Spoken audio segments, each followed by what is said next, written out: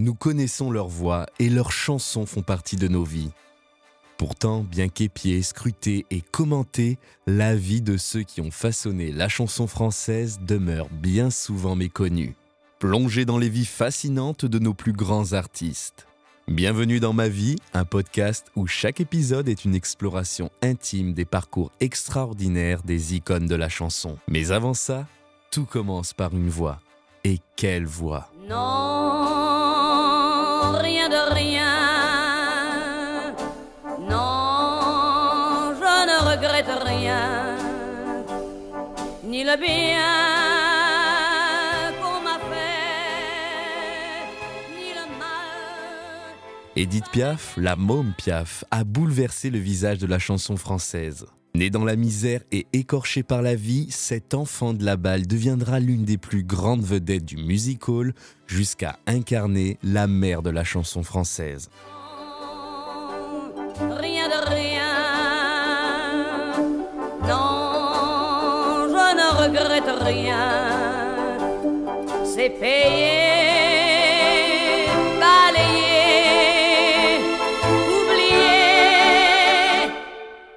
Une vie, Édith Piaf, la mère de la chanson française. un podcast Mélodie Radio par Gilles Farina-Vallée. Première partie, une enfance difficile. Nous sommes le 19 décembre 1915, sous le ciel de Paris, lorsque naît la petite Édith Giovanna Gassion. Au 72 rue de Belleville, dans le 20e arrondissement de Paris, la jeune Édith voit le jour dans la misère.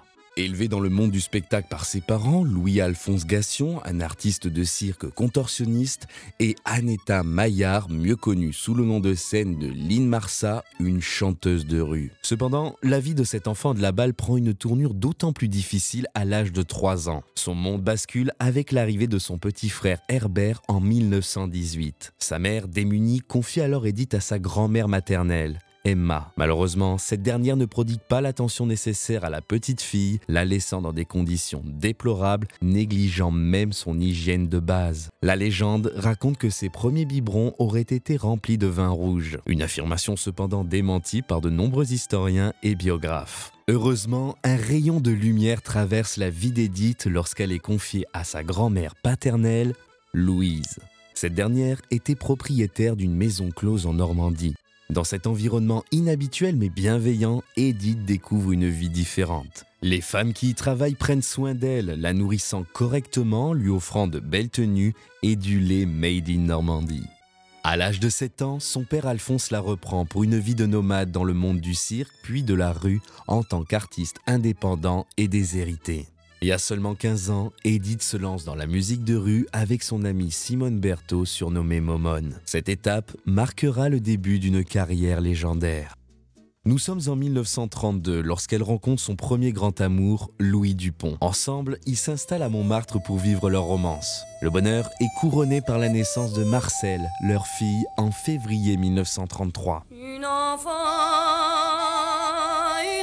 de 16 ans. Enfant du printemps, couché sur le chemin.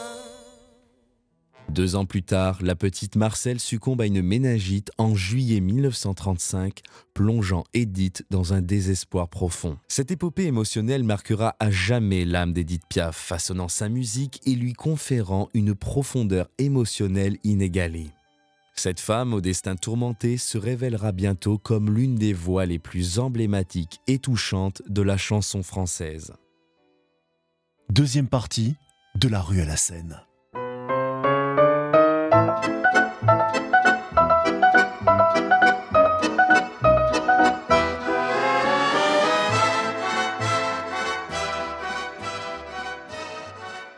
Plongeons-nous en 1935, une période cruciale pour Édith Piaf alors qu'elle est repérée dans les rues de Paris par Louis Leplay, le gérant du cabaret Le Djerniz sur les prestigieux Champs-Élysées. Cette rencontre marque un tournant majeur dans la vie de la jeune artiste car Leplay devient rapidement à la fois son mentor et son père adoptif. C'est à ce moment précis, en 1935, que naît véritablement Édith Piaf, ou plutôt la môme Piaf. Cette année-là, elle laisse derrière elle le nom d'Édith Gassion. Son talent et sa voix ne passent pas inaperçus, attirant l'attention de figures clés telles que le compositeur Raymond Assaut ainsi que Marguerite Monod, une compositrice et pianiste virtuose. Cette dernière deviendra une amie proche et fidèle tout au long de la carrière d'Édith Piaf. L'année suivante marque un tournant décisif dans la vie musicale de la chanteuse alors qu'elle enregistre son premier disque, Les Mômes de la Cloche, sous le label Polydor en 1936. C'est nous les mômes de la cloche, clochards qui s'en vont sans un rond en poche. C'est nous les paumés, les purées de paumés, qui sommes aimés un soir n'importe où. Nous avons pourtant le cœur fort exigeant, mais personne n'en veut un bâton et puis pour eux, qu'est-ce que ça fout, on s'en fout. Nul ne s'y accroche, il n'y a pas d'amour, et l'on sera toujours les mômes de la cloche.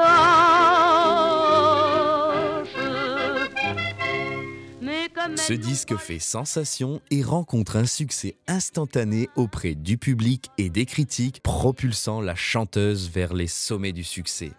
Son étoile brille de plus en plus fort et elle se produit successivement à Bobino et à l'Européen à la fin du printemps. Puis, dès l'automne, elle enflamme la scène de l'Alhambra, captivant un public de plus en plus vaste et fervent. En somme, un début de carrière incroyablement prometteur et marqué par le succès, préfigurant sans doute la trajectoire vertigineuse de la mère de la chanson française. Troisième partie, la mère de la chanson française.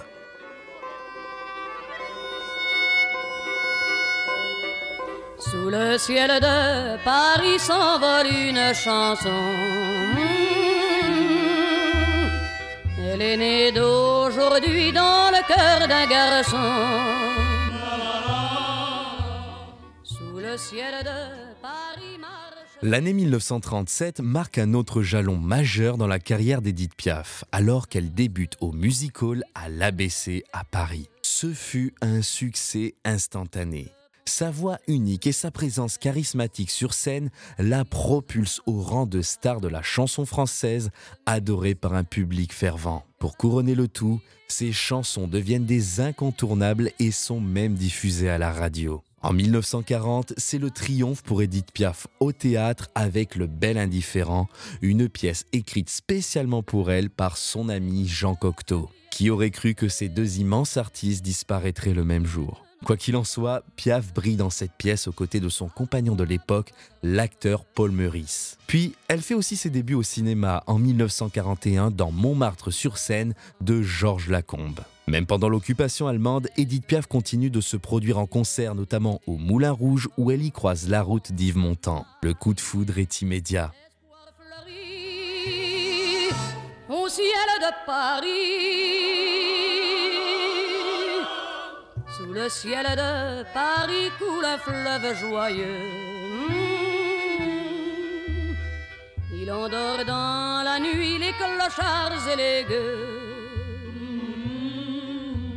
Sous le ciel de Paris les oiseaux du bon Dieu viennent du monde entier pour bavarder entre eux. En 1945, elle signe son plus grand succès, La Vie en rose, composée par Marcel Louis Guy.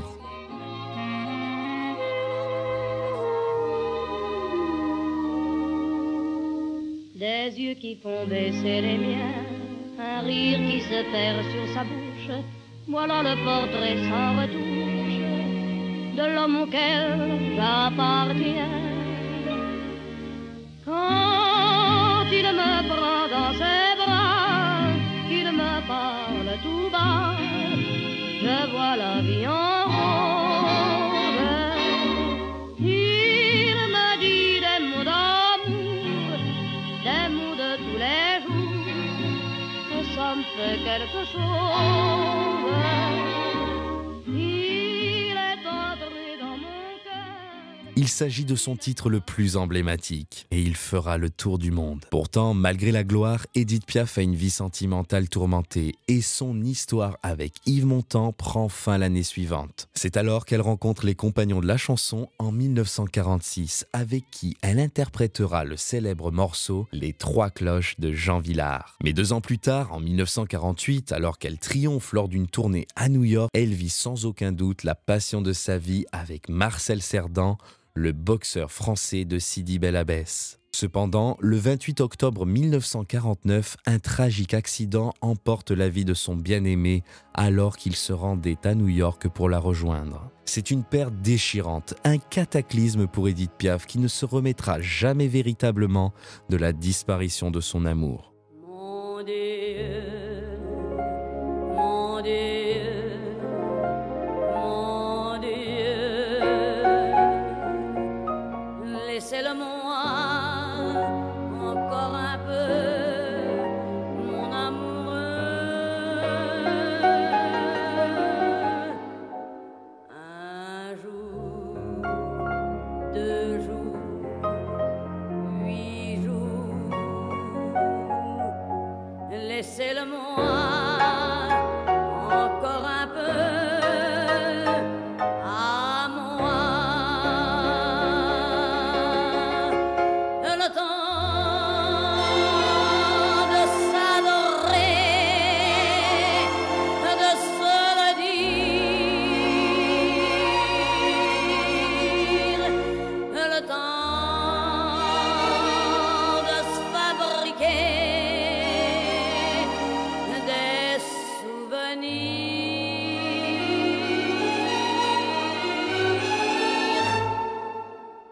2 ans plus tard, en 1951, Charles Aznavour, un jeune auteur, compositeur et interprète, devient le pilier de la vie d'Édith Piaf en remplissant les rôles de secrétaire, chauffeur et confident. Ce dernier lui écrit également certaines de ses chansons mémorables comme Plus bleu que tes yeux ou encore Jézébel. Plus bleu que le bleu de tes yeux, je ne vois rien de mieux, même le bleu des cieux. Plus blond que tes cheveux dorés, ne peut s'imaginer, même le blond des blés. Plus pur que ton souffle si doux, le vent même au mois d'août. En septembre de cette même année, elle débute une nouvelle histoire avec le cycliste Louis Gérardin. Mais leur relation est éphémère et prendra fin en février 1952. 2 jours après la rupture, elle se marie avec le chanteur français Jacques Pils. Puis, au milieu d'une vie sentimentale tourmentée, la santé de la môme se dégrade. En 1953, Édith Piaf entame une cure de désintoxication. La chanteuse était devenue dépendante à la morphine après son accident de voiture en juillet 1951. Cette période de la vie tumultueuse et passionnante d'Édith Piaf est marquée par une succession d'amours, de triomphes sur scène, de succès musicaux et de drames. Un passage de sa vie qui a façonné sans doute la légende que l'on connaît aujourd'hui. 4e partie, une mort en pleine gloire. Allez, venez, Milord, vous asseoir à ma table. Il fait si froid dehors. Ici c'est confortable, laissez-vous faire, Milord. Et prenez bien vos aises, vos peines sur mon cœur. Et vos pieds sur une chaise, je vous connais, Milord. Édith Piaf devient une star incontestée du music-hall, irradiant de son talent aussi bien en Occident qu'aux États-Unis. Son triomphe au Carnegie Hall de New York en 1956 devient légendaire et traverse l'Atlantique. Pourtant, cette même année, le succès aura raison de son couple. Elle met fin à son mariage avec Jacques Pils. Une nouvelle histoire d'amour émerge alors avec Georges Moustaki, malgré leur différence d'âge de plus de 20 ans. Celui que l'on ne surnomme pas encore le métèque est introduit dans la chanson par Édith Piaf. Pourtant, le ciel décide de mettre à nouveau sa vie en péril. En effet, un grave accident de voiture impliquant le couple aggrave la santé déjà fragile d'Édith Piaf. Un drame qui renforce d'autant plus sa dépendance à la morphine. En 1959, lors d'une tournée à Dreux, Édith Piaf s'effondre sur scène, marquant un tournant critique dans sa santé. Elle subit de multiples interventions chirurgicales et rentre à Paris dans un état précaire, ayant rompu avec Georges Moustaki. Ce dernier venait de lui écrire l'un de ses plus grands succès, Milord. Allez, venez, Milord, vous avez l'air d'un môme, laissez-vous faire, Milord. Venez dans mon royaume, je soigne les remords, je chante la romance, je chante les Milord qui n'ont pas eu de chance. Regardez-moi, Milord, vous ne m'avez jamais vu. L'année suivante, à l'hiver de sa vie, Édith Piaf enregistre Non, je ne regrette rien, une chanson de Michel Vauquer sur une musique de Charles Dumont. Cette chanson arrive comme un message de la Providence pour celles qui ne cessent de connaître le succès. Non, rien de rien. Non, je ne regrette rien. Ni le bien qu'on m'a fait, ni le mal, tout ça m'est bien égal. En 1961, sur une demande de Bruno Cocatrix, Édith Piaf réalise une série de concerts à l'Olympia de Paris, sauvant ainsi ce lieu mythique de la faillite. Le contrat prévoyait 30 représentations. Face au succès, les représentations sont prolongées de 2 mois pour un total de plus de 100 galas. Des concerts considérés parmi les plus émouvants de sa carrière. Malheureusement, ce triomphe éclatant épuise inévitablement la chanteuse. Le 9 octobre 1962, affaiblie et malade, Édith Piaf épouse Théo Sarapo. Elle le propulse dans la chanson et tous deux interprètent le duo « À quoi ça sert l'amour ». À quoi ça sert l'amour? On raconte toujours des histoires insensées. À quoi ça sert d'aimer? L'amour ne s'explique pas, c'est une chose comme ça qui vient, on ne sait d'où, et vous prend tout à coup. Moi j'ai entendu dire que l'amour fait souffrir, que l'amour fait pleurer. À quoi ça sert d'aimer? L'amour, ça sert à quoi? À nous donner de la joie, avec des larmes aux yeux, c'est triste et merveilleux. Ne souhaitant pas écouter les médecins, la môme poursuit ses représentations à un rythme effréné. Pourtant, ces derniers sont clairs. Si elle n'arrête pas, la scène la tuera. Mais au début de l'année 1963, elle enregistre sa dernière chanson, L'homme de Berlin, écrite par Francis Lay et Michel Vendôme. Les mois passent. Édith Piaf profite de ses amis près de Nice. L'épilogue de sa vie s'annonce peu après ses ultimes excès. À son chevet, Danielle Bonnel, ultime secrétaire et confidente de la môme. Le 10 octobre 1963, à Place Cassier dans les Alpes-Maritimes, Édith Piaf s'éteint à l'âge de 47 ans. La chanteuse a été victime d'une hémorragie interne due à une rupture d'anévrisme. Édith Piaf est arrivée au bout du chemin, au bout d'une vie marquée par les excès, l'alcool, la morphine. Mais Édith Piaf incarnait Paris. Impossible qu'elle meure dans le sud de la France. C'est donc dans l'illégalité que Théo Sarapo et Simone Margantin, une infirmière, transportent la dépouille jusqu'à Paris. On va même jusqu'à lui poser une perfusion au cas où la police les arrête. Son décès est donc officiellement annoncé à Paris le 11 octobre, le même jour que son ami Jean Cocteau. Les funérailles d'Édith Piaf se déroulent au cimetière du Père-Lachaise à Paris, où elle repose aux côtés de son père et de sa fille Marcelle. Le jour de l'inhumation, comme un ultime adieu, une foule d'admirateurs accompagne le cortège funèbre. Voilà la môme une dernière fois emportée par la foule, par son public. Emportés par la foule qui nous traîne, nous entraîne, écrasés l'un contre l'autre, nous ne formons qu'un seul corps. Et le flot sans effort nous pousse enchaîner l'un et l'autre, et nous laisse tous deux épanouis, enivrés et heureux. Entraînés par la foule qui s'élance et qui danse une folle farandole, nos deux mains restent soudées. Et parfois soulevés, nos deux corps enlacés s'envolent et retombent tous deux épanouis, enivrés et heureux. Considérée comme l'archétype de la chanteuse française, Édith Piaf demeure 60 ans après sa disparition l'une des interprètes francophones les plus célèbres au monde. Sa vie, tourmentée, a forgé son caractère, son talent et sa carrière. Nombre d'artistes lui doivent d'ailleurs leur début, à l'image de Gilbert Bécaud, Charles Aznavour, Yves Montand ou encore Georges Moustaki. Ainsi, son œuvre traverse les générations, continue d'inspirer les jeunes artistes et fait d'Édith Piaf la mère incontestée de la chanson française. Qui nous traîne, nous s'éloignent l'un de l'autre, je lutte et je me débat. Mais le son de ma voix s'étouffe dans le rire des autres, et je crie de douleur, de fureur et de rage, et je pleure. Et traîné par la foule qui s'élance et qui danse une folle farandole, je suis emporté au loin. Et je crispe mes poings maudissant la foule qui me vole l'homme qu'elle m'avait donné que je n'ai jamais retrouvé.